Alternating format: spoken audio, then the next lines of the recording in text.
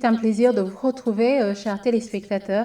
Bienvenue à ce journal du 27 décembre 2021. Au sommaire, la Commission nationale électorale chargée de mettre en place les nouveaux organes du Conseil national de la jeunesse burundaise vient d'être rendu public. Vous aurez les détails dans cette édition. Nous allons également vous parler des conditions pour qu'il y ait reprise de l'exploitation et exportation minière. Le ministre Ibrahim Ouideye estime que la société qui se soumettra aux conditions posées par le gouvernement burundais pourra reprendre ses activités. Et tout de suite, les détails.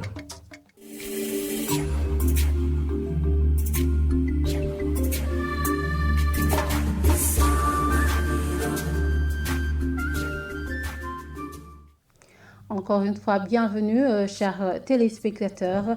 L'unité en Dieu que les Burundais possèdent est celle qui renforce leur cœur.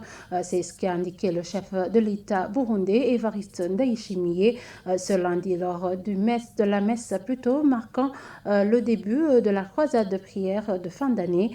L'archevêque du diocèse catholique de Bujumbura a de son côté estimé que plutôt à préciser que les forts et les faibles sont tous des serviteurs de Dieu. Reportage de Oda Ndayishimiye.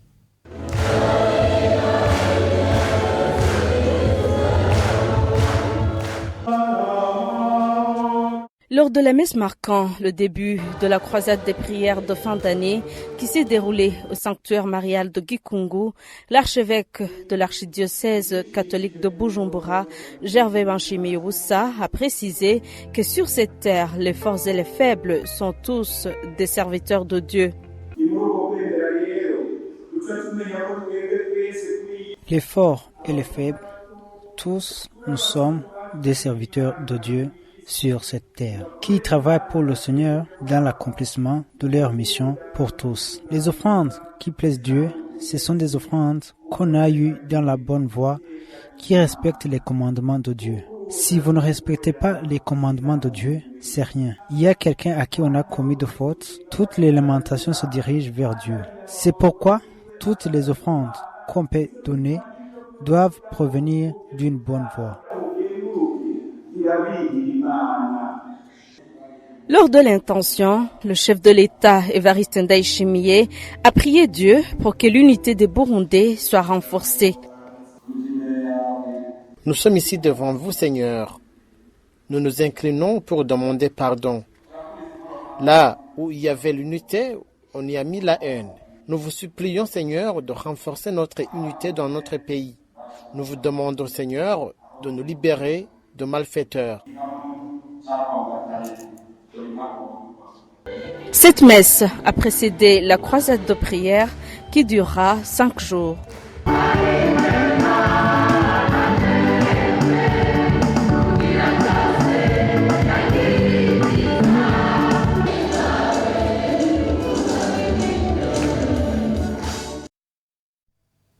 Et dans cette croisade organisée par la famille présidentielle qui s'est déroulée à l'ETS Kamenge, le chef de l'État, dans son message, conseille les Burundais à ne pas être hypocrites et à ne pas voler les deniers publics et à être des hommes honnêtes.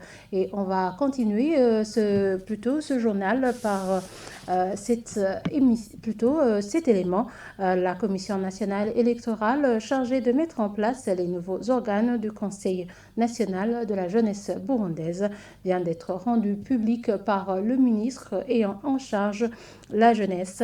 Lors d'une conférence de presse tenue ce lundi, Ezekiel Niwigira, à la tête de ce ministère, indique que cette activité se déroulera selon les valeurs démocratiques.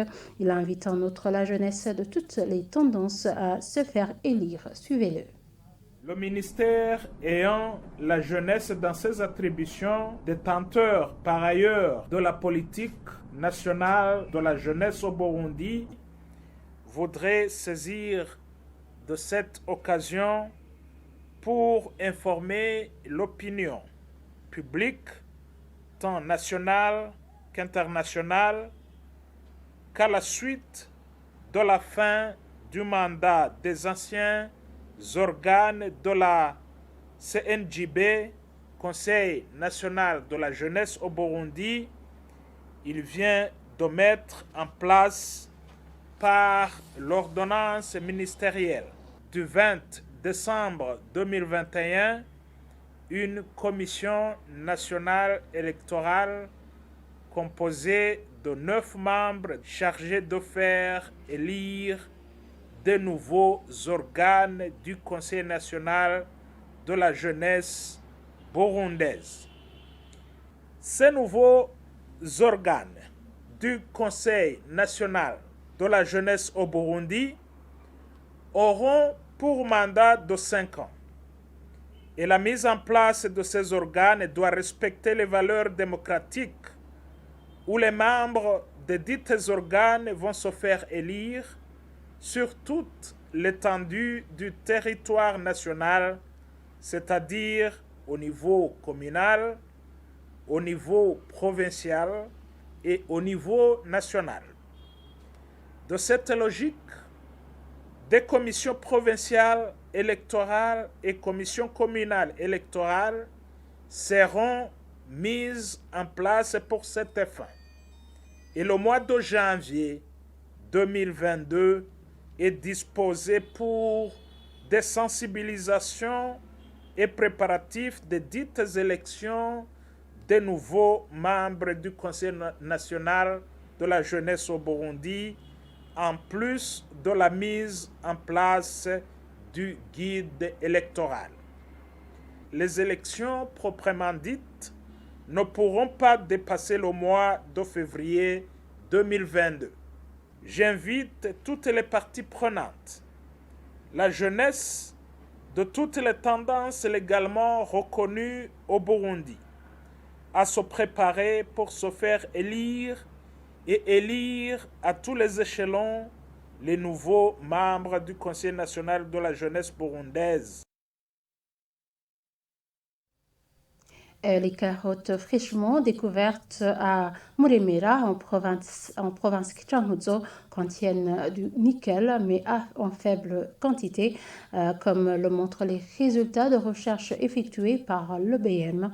Explication du ministre de l'Énergie et Mines dans une conférence de presse tenue ce lundi concernant la reprise de l'exploitation et exportation minière. Le ministre Ibrahim Ouideye dit que la société qui se soumettra aux conditions posées par le gouvernement burundais pourra reprendre ses activités. Suivez ce reportage d'Elinibel Niwikida. Le 4 novembre dernier, il a été découvert de la matière que plus d'un ont qualifié de trésor minier à Muremera de la commune Kigamba en province de Cankuzo. C'est ce qui a fait que l'Office burundais des recettes et l'Office burundais des mines aient procédé à l'analyse de la matière au laboratoire. Selon les résultats, c'était du nickel non exploitable. Des échantillons prélevés sur ces carottes ont été analysés au laboratoire de l'OBM et les résultats d'analyse montrent que les teneurs étaient tellement faibles en nickel.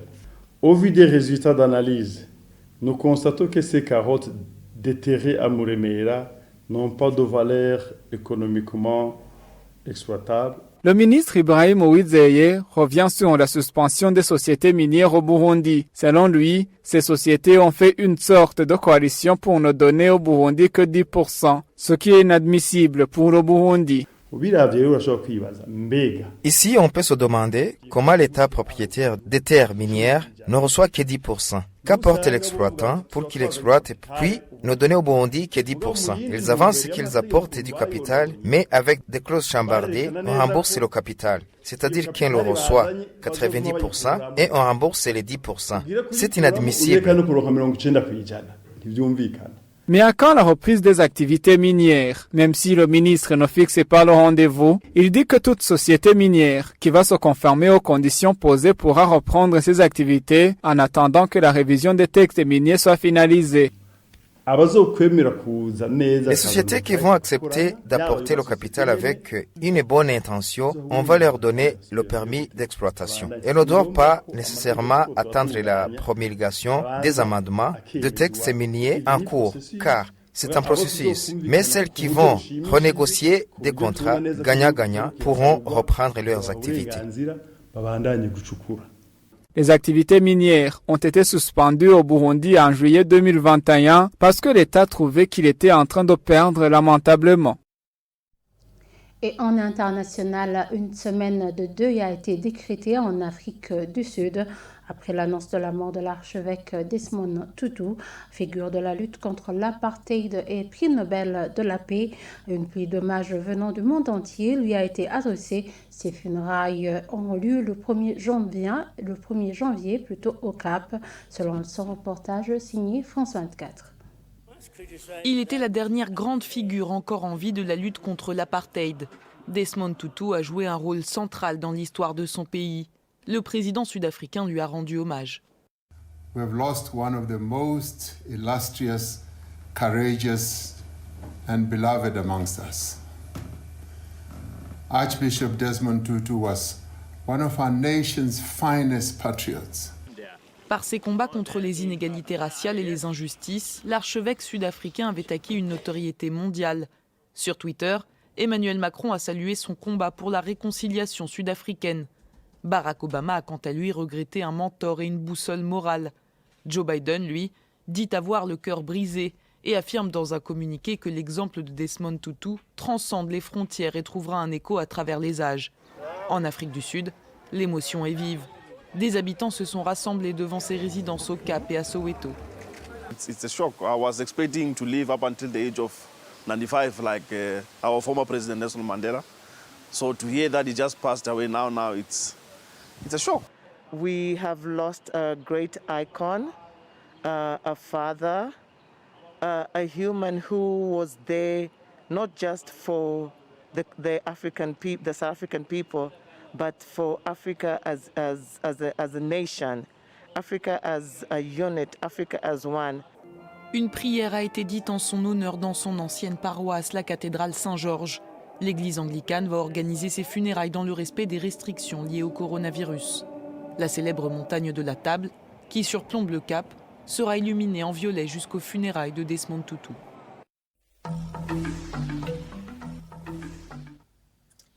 Voilà, c'est ici que s'achève ce journal. Merci de nous avoir suivis et très bonne suite de programmes sur la télévision Isanganiro.